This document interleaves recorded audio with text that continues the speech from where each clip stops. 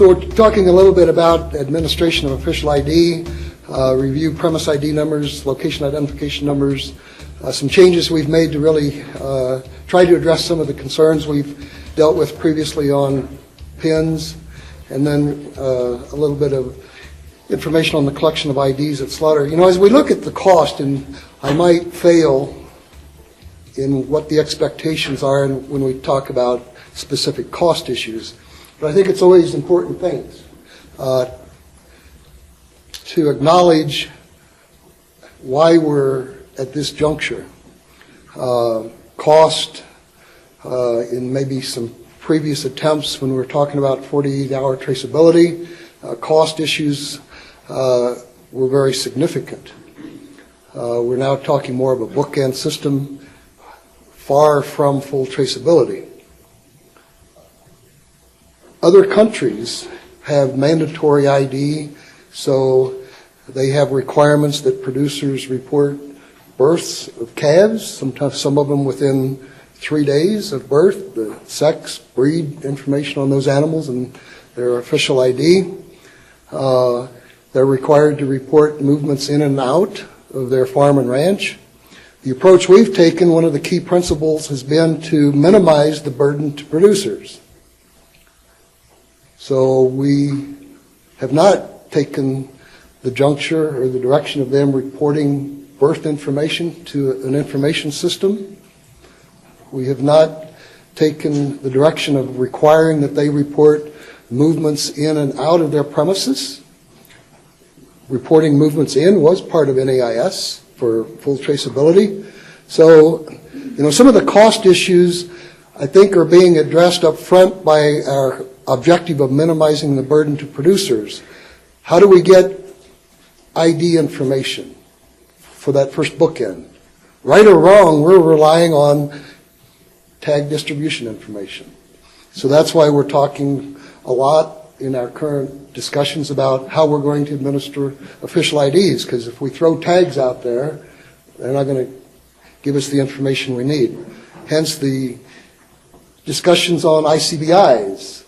They're not a specific record of movements, but there is some correlation there that we're trying to capitalize on to take advantage of existing infrastructure, again, to minimize the reporting requirements of a producer. So I think it's important when we look at the cost issues to, number one, admit that we're not looking at full traceability, because that in itself would be a higher cost.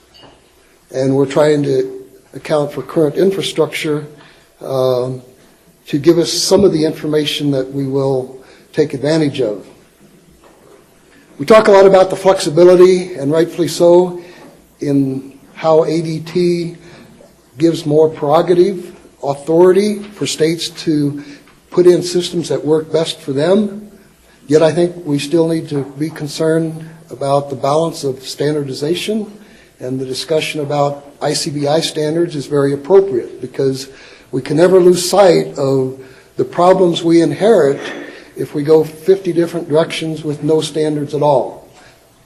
If we're going to do electronic systems, we've got to be able to exchange data.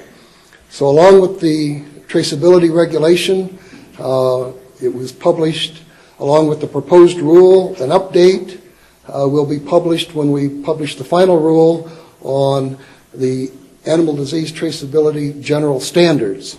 The intent is to more precisely have the standards defined in an external document, so if they are added to, revised, we don't have to go through rulemaking to do that. So I'm not going to get into it in maybe in as much detail as it looks, but I think it's a good reminder that, again, we have attempted to address some of the concerns that we've dealt with in previous attempts to do national animal ID, and one of those sensitive issues was premises registration. And others have commented on this morning about the concern about the feds having all this data. So we've come up with options to enable states to maintain location IDs more locally through their own systems, but over the last year, data standards were established that are published in that general standards document. To avoid some degree of confusion, we talk about the location IDs that are generated, administered completely at the local level as location IDs, i.e. LIDs.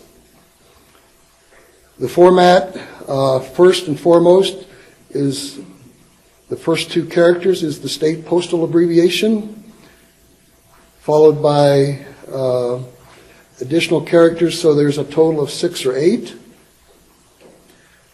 There's an option for 7, but through the discussions that if a state uses 7, the last character is a check digit based on the ISO standard that is followed by the PIN. Talk a little bit about the states providing the lid to the repository because it does associate itself with record, distribution of official tags. In regards to the premises ID number, the concept of maintaining the release or the issuance of a 7-character premises ID has really been unchanged. A unique number to a location. The rightmost or the last character is a check digit. No I's and O's to avoid, to ease data entry if we're entering in that information. An option that was put in place over the past year is that a state that wants to continue to call the allocator for this premises ID number can have the first 2 characters, their state abbreviation used as those first 2 characters if they elect to do so. That's a setup that can easily be done by a call to our help desk if that's a direction you want to take. Again, it's purely a decision at the state level. Our system that we provide as part of the information systems under ADT, we refer to that as the Standardized Premises Identification System, continues, that is administered by the states, the users, calls the allocator. States that are using their own premises identification system can also call the allocator through those established web services that we've had in place for 6, 7, maybe plus years. We continue to try to maintain data integrity for the allocation of the release of PINs to a valid address because we know historically we've run into a lot of problems by having multiple location IDs assigned to the same location. So we're still trying to minimize that to the degree possible by validating the address, standardizing it, and making that the point of comparison. I know there's some in this room that probably don't like the exception process, but it's an attempt to maintain data integrity.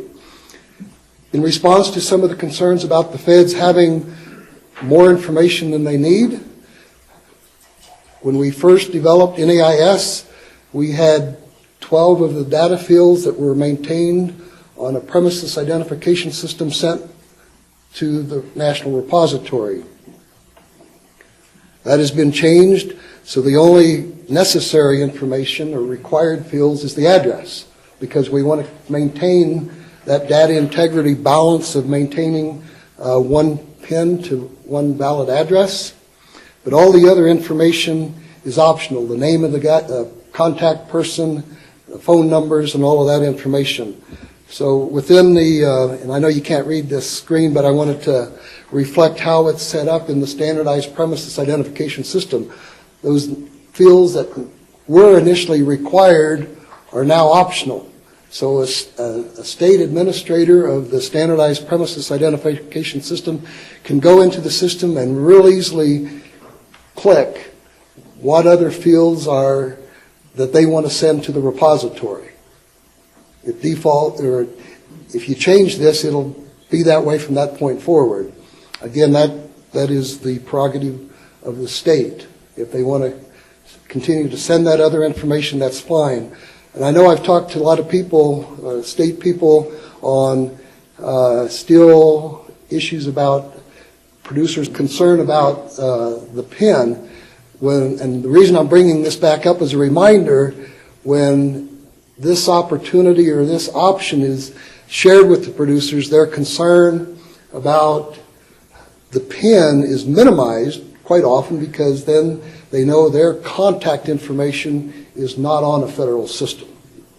And so as we go forward, we're really looking at various options to address some of that producer concern about their information being at the federal level. Number one, you can go entirely on a lid, where the only thing, or the only piece of information that the feds, if you will, get is that lid code. Or you can continue to use the premises identification system and minimize what information, what data fields is shared to the repository. Just making clarification, a point of reference that the General Standards document provides these standards on page 7 of that document. So again, lids are administered by the states using a compliance system. The compliance systems can continue, if they so desire, to call the premises allocator. If a state is using the system Veterinary Services provides, the premises identification system, that system entirely uses PINs. We made the assumption that if you're using the federal system, the state was okay with using the premises identification number for their location ID system. Bottom line is, we have not put lids as an option if you're using SPIS. And this fits a little bit later in some slides about the administration of official ID. We've recently put together a fairly extensive user guide on the premises allocator. Within this document is a very easy to follow step-by-step process on how lids can be submitted to the repository. There's various options. You can establish a computer-to-computer web service call if you so desire, or you can use a utility within the premises allocator by merely clicking on a menu option and putting in the state lid and hitting submit. What the system will do is check to see if it follows the standard that you've defined as your standard for a lid. So the first thing a state would need to do is contact the help desk and confirm this is the format. If you're using 6 or 8, they will set the system up accordingly. It defaults to your postal abbreviation. You must define whether you're going to use 6, 7, or 8. So when you submit a lid, it is going to check to see if, in fact, that code jives with the standard that you've established. Again, an attempt to maintain some level of data integrity using the standards that have been agreed to. Those of you that need this type of information, and I should have put it on a slide, if you don't have it, I'll make sure we distribute it. The best contact for this type of information is our ADTIS help desk. They can email you back the attachment with those documents. Over time, we'll have a portal SharePoint website that everybody can have access to that are partners in all of this, that we can post this information so it's more systematically available. So in regards to the distribution of 840 tags, from day one we've maintained the policy that if you touch the tag, if you will, if it's in your control, you're responsible for reporting its distribution to the next entity. So we have a really nice system, and the manufacturers can state otherwise, but I think we're doing okay as far as providing a system that when they ship tags, they systematically report the distribution of those tags to the premises ID, or what we call the NPN if it's going to another tag distributor. The key pieces of information that we've established in the AIM system is the date, the animal identification number, the event, which is shipment, and I think that's 1 or 2 event code, and then the pin or the lid. The or lid is what's new within the last several months. So the manufacturer is required to obtain the location identifier of the premises where the tags are to go, and they're to validate that code before they ship the tags. PINs have been very straightforward. They can validate on their AIMS screen to see if that's a valid AIN. The exact same process has been developed to validate a lid. Producer says, this is my premise ID, and they can look at it, and if it's 6 characters and prefixed by MN, they know it's a lid. Regardless, you really don't need to know. You key that number in, or you do the web service call like you've been doing with that lid, and we consider it a valid lid if, in fact, that state has submitted that code to our system. And then the manufacturer is good to go to ship that tag, because for 840 tags, we're very keen, obviously, from traceability perspective, to know the association of those animal ID numbers to the location ID. I want to talk a little bit about the availability of, quote, the National Uniform Ear Tagging System tags, NUES tags, i.e. the metal brake tags. For many years, most of the states have been obtaining the silver bright tag from Veterinary Services Kansas City warehouse. We're not changing the process for a state to obtain those silver tags. Some states work with the ABIC office. Whatever has worked historically is unchanged. For new states that haven't used the Kansas City warehouse previously, the first step is to have you set up in the system. So if you want tags, we've got you in the system, and then it takes a couple weeks to actually get the tags, but the setup it takes a little bit longer. The warehouse ships tags to a location in bulk, i.e. 10,000 tags or more.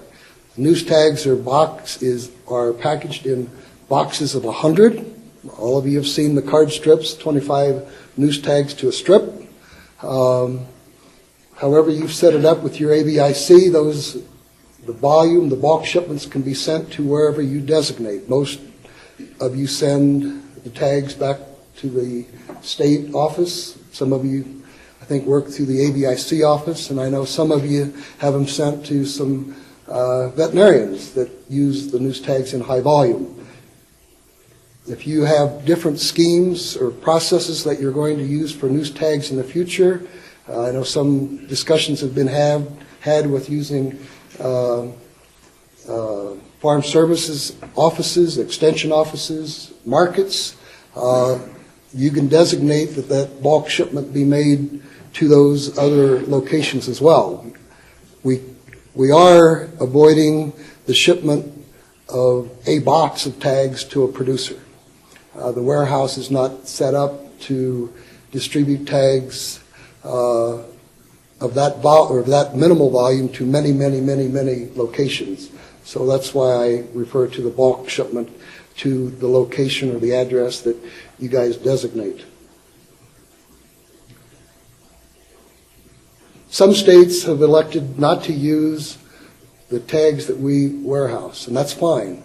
In the past, there's been states that have contacted a manufacturer direct, and that's not really going to change. The only thing that is really changing is what we've already have in place is something somewhat similar to what we've done with the AIN 840 tags. The next page on this document would provide the listing of NUES tag manufacturers that we have approved. So we have the new Kansas City warehouse tags comes from a sole source contract or supplier. That bid is put out every 5 years. So these are the tags, i.e. this is the vendor we're using today. This provides the opportunity for whatever reason If there's a different silver tag that you prefer, a couple of the companies, 3 of them, have actually submitted an application to have a NUES tag approved. In doing that, we're able to authorize them to use the U.S. shield on that tag that you order direct from a manufacturer. Okay?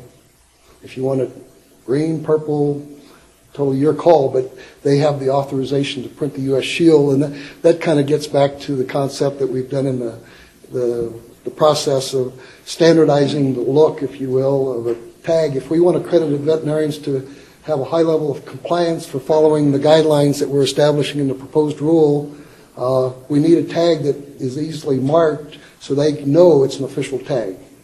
We get calls every week, is this an official tag?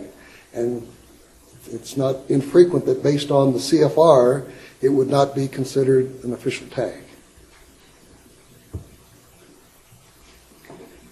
So the distribution of the NUES tags, records, in the proposed rule, there was some listing of pieces of information that must be maintained. Basically, where did the tags get shipped to? VS memo, I don't know the exact number offhand, that's been on the books for 50 plus or minus years, also requires a record-keeping system. It does not require a pin or a lid. That's at your discretion for NUES tags. The AI management system, even though it was initially built to administer 840 tags, has been revised over the last year so it can handle the distribution of NUES tags. We have put the entire inventory of NUES tags in AIMS, and we continue to populate it with every new order. So those tags are sitting there. If a state wants to use AIMS to maintain distribution records, they can. But of course, if you're using AIMS, it requires a location ID.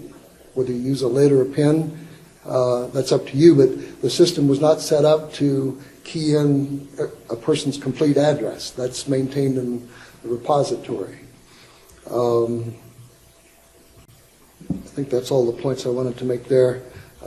We will be having a couple of webinars for the states and ABIC offices on AIMS in regards to how the system works for the entry of NUES tags. It's pretty basic, but we've had enough questions on it that we are scheduling some webinars for late April and early May. So that really covers the tag distribution part of it, i.e. the first bookend, the record-keeping options that are available. So the back end, and when we look at the bookend concept, it's the distribution of the tag, and it's what a lot of us are concerned about, the collection of the tag on the back end. This is a cut and paste from the existing regulation that is in the FSIS section of Part 9 of the Code of Federal Regulations. And there's additional paragraphs that follow that, but I think, Victor, you asked if I would kind of summarize this to some level of detail, and this is a high-level overview, and most likely there's individuals in the crowd that are more familiar with the FSIS regulation than myself, but bottom line, this has been in the regulations for quite some time, that the carcasses are identified through postmortem examination by using any type of identification device, whether it's ear tags, back tag, implant, or other identity device affixed to the animals in such a way to relate them to the carcass until postmortem examination has been completed. In the proposed rule, we provided similar text. We've done that because up to this point in time, or even today, FSIS has direct authority for this issue. If this is contained in the final rule, it will give APHS direct authority to also have a play in the compliance part of this requirement. What is underlined is what's a little bit new in the text of the proposed rule. right now it states that after inspection, we stop. This little sentence at the back end basically says at that point in time, you provide the tags to APHS or via FSIS. Those would be the tags for the carcasses that didn't have a specimen or a blood sample taken. Not sure what happens to those tags today, but most likely they're dumped and thrown away. In the future, they would be made available to us. Talk a little bit about what we see happening there, but I want to point out on this slide that the plant would be required for the collection of the ID and maintaining the cross wrappers to the carcass.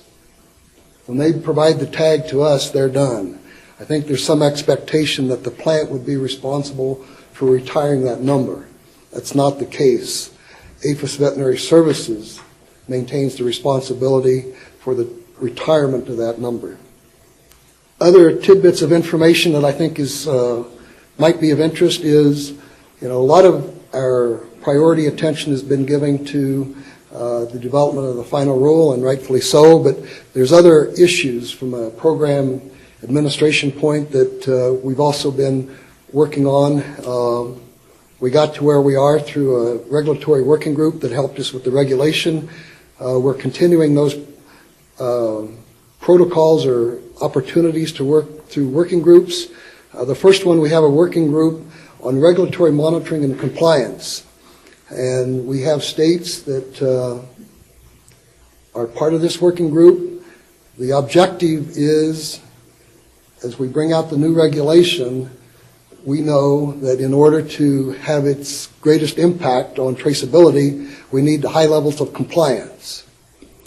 This is not going to be a hard, fast directive on how to monitor compliance, but it'll provide guidance so that states and our ABIC offices can work in cooperation on the administration of activities that will help ensure there's some oversight monitoring put in place so we uniformly have the sense that we are serious about high levels of compliance with the regulation. We appreciate the opportunity to have the state veterinarians on the working group. This is probably one of the toughest working groups that I've dealt with because it's not anybody's hot button, if you will.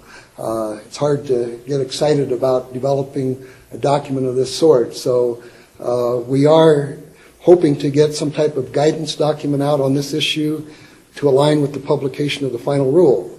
Again, it's not in intent to be a directive, but opportunities that we can consider countryside and also from an administrative side on high levels of compliance specific to the regulation itself, and part of that will be compliance with the collection of ID at slaughter. The working group, as part of their responsibilities, has also provided input to the development of the MOU between APHS and FSIS on the collection of ID at slaughter. So again, a very important working group. We have another one on what we call the traceability effectiveness. Basically, it's taken those 4 preliminary performance activities that was designed by the initial working group and designing plans on how we can start collecting data and measure those traceability activities that have been defined. Key to that is our whole scheme about ADT being a performance-based system. A wealth of flexibility on how traceability is going to work out in the field, whether it's RFID in Michigan or NUES tag in another state. That's up to the individual states on what plans and systems they put in place. The uniformity or the theme of this is measuring the desired outcome, i.e. tracing capabilities. So we're going to continue to hang our hat on those 4 activities that align with interstate movement of animals that the original regulatory working group established. Part of the reason they're not finalized today is we don't have good traceability information to know where we're at today. So our immediate objective this year or 2012 and probably next year is to put a watch to those activities and come up with national averages on where we are at today. And we're not trying to misrepresent our current capability. It's who we are, what we are today. That in turn gives us those baseline values on current tracing capabilities, but most importantly, whether it's 3 years down the road or 4 years down the road when we see the effects of the regulation and other activities that we've put in place, how much progress have we made? One of the things that we were not able to do in the previous scheme is tell Congress what our tracing capability is and was after we spent $100 million. We can't continue to not provide that type of information if we're looking at a funding request. So part of it is also to help justify funding for the program. Yes, we have made progress, and this is how much progress we've made. So there's many justifications to do that, but it also provides the opportunity for states to do it how they feel it can best be done locally, but a balance of responsibility on documenting the outcomes of our efforts. There's also a working group specifically on the administration of official ID, specifically focused on tag retirement. They're to come back with recommendations on how we can retire these tags, the numbers. A lot of ideas and thoughts on that, but the point here is there's a commitment from veterinary services to develop a plan. So that can't happen given the funding levels we have. And then there's another working group within veterinary services on the cost of traceback investigations. We fall short in our ability to say a traceback costs this amount, and if we do it better with these new procedures, we can save X percent or X dollars. The idea here is to more systematically measure what tracing really costs, and in the future, if it's 30% less time, 40% less manpower, we will be able to convert that to a dollar value. Again, those are the types of numbers that people that provide funding to our program are keen on seeing. So those are some other working groups that we have in place to help support the advancement, the implementation of ADT, because while a lot of things hinge on the rule, not everything does. Appropriate administration of official ID devices needs to be done today. We don't need to wait on a rule for that to happen.